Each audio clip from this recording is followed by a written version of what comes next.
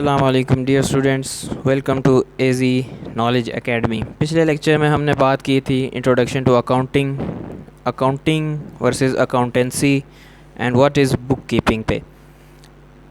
आज के लेक्चर में हम इंशाल्लाह देखेंगे अकाउंटिंग कॉन्सेप्ट्स क्या हैं और उनको समझेंगे।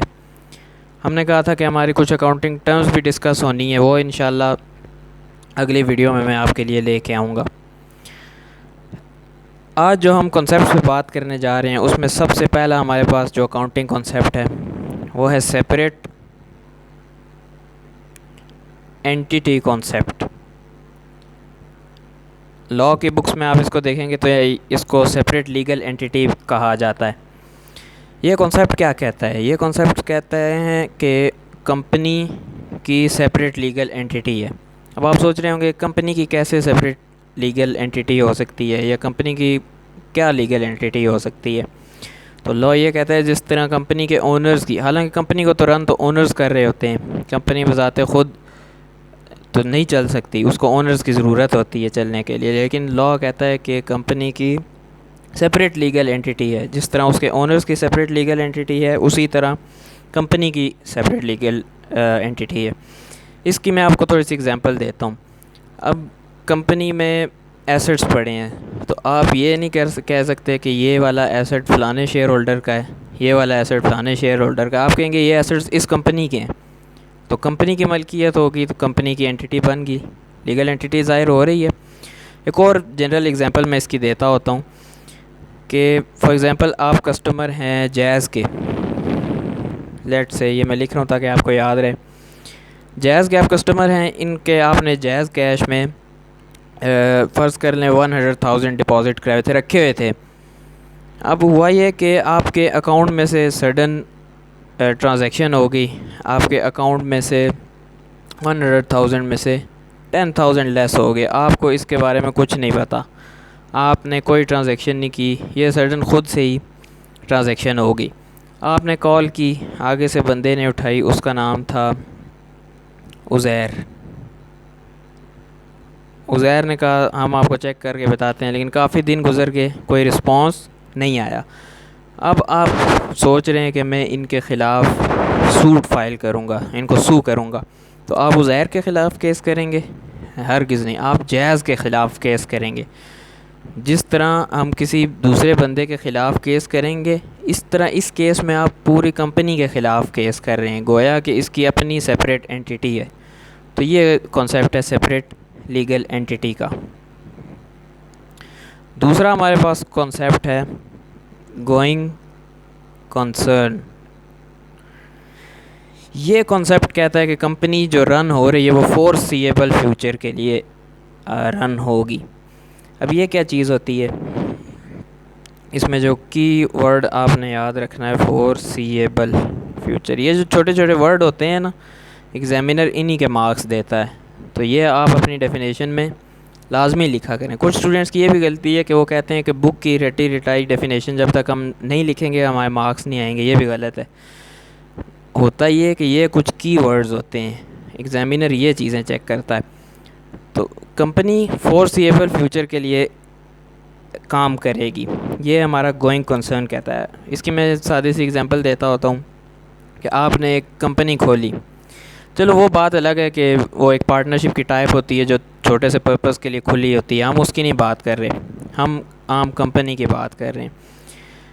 वो आगे जाके जब उस चैप्टर में आएगा तो मैं आपको समझाऊंगा कि मैं किस चीज़ की बात कर रहा हूँ, अभी वो आउट ऑफ टॉपिक है। खैर, आप कंपनी रन करते हैं तो कोई ऐसा बंदा है दुनिया में जो कहता है कि मैं बस 2 साल के लिए कंपनी खोलने लगा? नहीं, कंपनी खोली जाती है फोरसीएबल फ्यूचर के लिए। तो ये हमारा कॉन्सेप्ट कहता है कि जब भी कंपनी खोलें फोरसीएबल फ्यूचर के लिए खोलें। अगला हमारे पास जो कॉन्सेप्ट है वो है डुअलिटी कॉन्सेप्ट।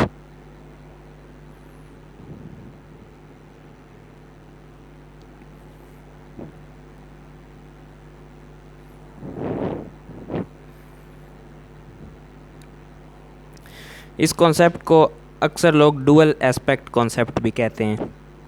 इसकी सिंपल सी डेफिनेशन क्या है कि 4 every debit there is equal but opposite credit. जिस तरह वो फिज़िक्स में हम पढ़ते होते हैं 9th क्लास में, न्यूटन का लॉ थर्ड, कि हर एक्शन का इक्वल लेकिन ऑपोजिट रिएक्शन होता है। वही यहाँ पे ये समझे, यहाँ पे न्यूटन का दूसरा लॉ है लेकिन अकाउंटिंग की लैंग्वेज में। यहाँ पे न्यूटन की नहीं चलेगी भारत। हर डेबिट का इक्वल लेकिन ऑपोजिट क्रेडिट है। क्या मतलब, आपने एक चीज़ डेबिट की 10,000 से, सेम चीज़ क्रेडिट होगी 10,000 से। छोटी सी मैं एग्जांपल आपको दे देता हूँ, हालांकि अभी उसका डिस्कस करने का बनता नहीं है। आपने परचेज़ की, आपने फर्नीचर ख़रीदा, फर्नीचर आपने ख़रीदा 10,000 का। आप इसकी क्या एंट्री करेंगे? आप अपने एसेट जो फर्नीचर है इसको डेबिट कर देंगे 10,000 से, और आप कैश को क्रेडिट कर देंगे 10,000 से। देखिए यहाँ पे एक चीज़ डेबिट हो रही है, एक चीज़ उसी अमाउंट की क्रेडिट हो रही है। इसको डुअल एस्पेक्ट कहते हैं। ये बेशक एसेट हो, बेशक लाइबिलिटी हो, बेशक इनकम हो, बेशक जो मर्ज़ी हो, यही कॉन्सेप्ट चलता है। ओके स्टूडेंट्स, फोर्थ है हमारे पास, उम्मीद है आपको यहाँ तक समझ आ गई होगी इंशाल्लाह। फोर्थ है हमारे पास अकाउंटिंग पीरियड कॉन्सेप्ट। ये कॉन्सेप्ट क्या कहता है कि आप बिज़नेस रन कर रहे हैं, आपको एक अकाउंटिंग पीरियड डिटरमाइन करना चाहिए। एक अकाउंटिंग पीरियड या accounting year, accounting month, accounting quarter, कुछ भी हो वो डिटरमाइन करना चाहिए। इसका चले मैं अभी आपको बता देता हूँ। अकाउंटिंग ईयर वो पीरियड होता है जिसमें कंपनी अपना सारा फाइनेंशियल डाटा कंपाइल करके ईयर एंड पे उसको प्रेजेंट कर देती है। अब ईयर एंड से यहाँ पे मेरा मुराद पीरियड एंड है। वो एक मंथ भी हो सकता है, क्वार्टर भी हो सकता है, एक पूरा साल भी हो सकता है। जिस तरह कंपनीज़ का फाइनेंशियल ईयर होता है ना, ये मेरा आज का आपसे सवाल है कि फाइनेंशियल ईयर क्या है पाकिस्तान का, और जो बजट हमारा होता है वो कब आता है। ये आप कमेंट सेक्शन में इसका जवाब दें, मैं इंशाल्लाह आपको चेक करूँगा इसके बारे में। ओके स्टूडेंट्स, अगला हमारे पास जो कॉन्सेप्ट है मेरे ख़्याल में नंबर 5 है। सॉरी ये मैं भूल गया हूँ, नंबरिंग आप खुद ठीक कर लीजिएगा देख के। Realization concept. जब हम कहते हैं ना कि मैंने फ़लाना एसेट बुक कर लिया है, फ़लाना एसेट लिख लिया है, उसको रियलाइजेशन कहते हैं। अब ये रियलाइज़ हम कब करते हैं, मैं आपको एग्जांपल से समझा देता हूँ।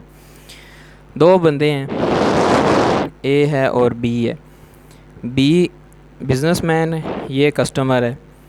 बी के पास गुड्स पड़े हैं, इसने कहा कि मैं आपसे 10,000 के गुड्स ख़रीदूँगा। क्या ये आपकी सेल हो गई?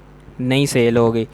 सेल को रियलाइज़ तब हम करेंगे जब एक्चुअल में या तो गुड्स ट्रांसफ़र होंगे या कैश ट्रांसफ़र होगा। दोनों केसेस में हम सेल रियलाइज़ कर सकते हैं। इसको रियलाइजेशन कॉन्सेप्ट कहते हैं। क्या चीज़ों, या तो कैश इन्वॉल्व हो या ट्रांजैक्शन इन्वॉल्व हो, इसको रियलाइजेशन कॉन्सेप्ट कहते हैं। अगला हमारे पास कॉन्सेप्ट है मैचिंग कॉन्सेप्ट। ये कॉन्सेप्ट कहता है कि आपने एक पीरियड के जो एक्सपेंसेस हैं उनको इनकम के साथ मैच करना है। इसका क्या मतलब है? ये जनरली इनकम स्टेटमेंट की बात हो रही है यहाँ पे। ये मैं आपको आगे जाके ज़्यादा डिटेल में समझाऊँगा। अभी छोटा मोटा करके मैं आपको समझा देता हूँ। एक्सपेंसेस क्यों इंकर किए जाते हैं? एक बिज़नेस है, वो एक्सपेंसेस इंकर कर रही है, उसका अल्टीमेट मकसद क्या है इन एक्सपेंसेस को इनकर करने के पीछे? उसका मकसद यही है कि अल्टीमेटली इन एक्सपेंसेस को इनकर करके वो अच्छा रेवेन्यू कमा सके, अच्छी सेल्स करके अच्छा रेवेन्यू कमा सके।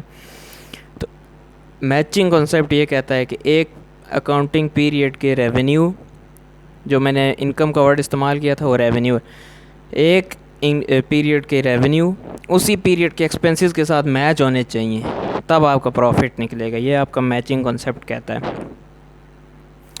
लास्ट पे हमारे पास एक्रूअल कॉन्सेप्ट। ये मैं छोटा छोटा आपको करके बता देता हूँ। एक्रूअल कॉन्सेप्ट ये कहता है कि आपकी एक ट्रांजैक्शन होगी, कैश आपके पास आया है नहीं आया, सेल होगी आपके पास, कैश आया है नहीं आया है, परचेज़ होगी, कैश आया है नहीं आया है, आपने उसको रिकॉर्ड करना है। एक्रूअल बेसिस और कैश बेसिस में अक्सर फ़र्क पूछा जाता है। तो फ़र्क यही है कि एक्रूअल बेसिस में कैश इन्वॉल्व हो ना हो हम उसको बुक कर देते हैं। कैश बेसिस में जब तक कैश नहीं आएगा हम उसको बुक नहीं करते। एक एग्ज़ाम्पल दे देता हूँ। आपने परचेज़ की 10,000 की, आप क्या एंट्री पास करेंगे? परचेज़ को आप डेबिट करेंगे, ठीक है, और कैश को आप क्रेडिट कर देंगे। परचेज़ को आप डेबिट कर देंगे 10,000 से, कैश को आप क्रेडिट कर देंगे 10,000 से। लेकिन ये तो तब एंट्री है कि जब उसने कैश दिया हो। जब उसने कैश ना दिया हो तो फिर आप क्या करेंगे? सिर्फ परचेज़ को डेबिट कर देंगे, क्रेडिट कुछ नहीं करेंगे? नहीं, ये तो गलत हो जाएगा। शुरू में हमने पढ़ा है डुअल एस्पेक्ट वाला कॉन्सेप्ट, वो तो कहता है कि डेबिट आपने एक चीज़ की है तो उसी अमाउंट की चीज़ क्रेडिट भी होनी चाहिए। तो क्रेडिट आप क्या करेंगे? यहाँ पे हम लाइबिलिटी रेज़ कर देंगे अब, क्योंकि परचेज़ हमने की है, पैसे हमने देने थे, तो यहाँ पे हम क्रेडिटर्स क्रेडिट कर देंगे। अकाउंट पेबल भी इसको कहते हैं। ये फ़िलहाल मैंने बहुत जनरल समझाया है। ये आगे जब जर्नल एंट्रीज़ वाले चैप्टर को हम स्टडी करेंगे उसमें मैं बताऊंगा क्रेडिटर डेटर्स का फ़र्क, परचेज़ सेल का फ़र्क। ये इंशाल्लाह नेक्स्ट वीडियो में भी आपको थोड़ा बहुत समझ आ जाएगा। तो ये जनरल अकाउंटिंग कॉन्सेप्ट्स थे। उम्मीद है आपको समझ आ गई होगी। कमेंट सेक्शन में ज़रूर पूछें। डिस्क्रिप्शन में मैंने अपनी इंस्टाग्राम की आईडी भी दी हुई है, उस पर भी आप जाकर क्वेश्चंस करें इनके बारे में, जितना हो सके पूछें, शर्माने की कोई ज़रूरत नहीं है। ओके स्टूडेंट्स, आज के लिए इतना ही। नेक्स्ट वीडियो में इंशाल्लाह हम देखेंगे कुछ अकाउंटिंग टर्म्स के बारे में, जिसमें सेल है, परचेज़ है, इस तरह की टर्म्स होंगी। अल्लाह हाफिज़।